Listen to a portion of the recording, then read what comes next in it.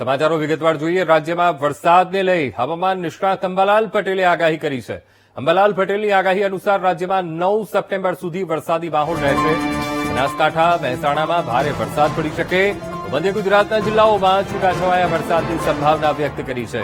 સાથે જ અમદાવાદ અને ગાંધીનગરમાં પણ હળવાથી ભારે વરસાદની શક્યતા છે તો પૂર્વ ગુજરાતના વિસ્તારમાં વરસાદી ઝાપટા પડવાની સંભાવના છે તો આ તરફ સૌરાષ્ટ્રના દરિયાકાંઠાના ભાગોમાં મધ્યમથી ભારે વરસાદની શક્યતા વ્યક્ત કરાઈ છે, જેને લઈને જૂનાગઢ, ભાવનગર, અમરેલી અને જામનગરમાં વરસાદ પડી શકે। સાથે જ 7 અને 8 સપ્ટેમ્બરે રાજ્યમાં સક્રિય થતી સિસ્ટમનું ડીપ ડિપ્રેશનમાં પરિવર્તન થશે અને જેને લઈ 11 થી 22 સપ્ટેમ્બર સુધી પંચમહાલ, મહેસાણા, બનાસકાંઠામાં ભારે વરસાદની શક્યતા રહેશે। બનાસકાંઠાના ભાગો, મહેસાણાના ભાગો અને આ ભાગોમાં ભારે વરસાદ થવાની શક્યતા રહેશે।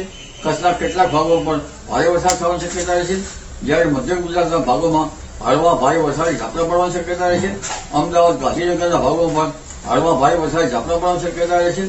પૂર્વ ગુજરાતના ભાગોમાં હળવા ભારે વરસાદી ઝાપટા પડવાની શક્યતા રહેશે અને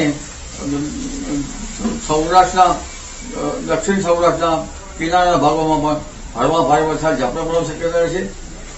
જૂનાગઢ, ભાવનગર, અમરેલીના ભાગોમાં વરસાદ ઝાપટા પડવાની શક્યતા રહેશે।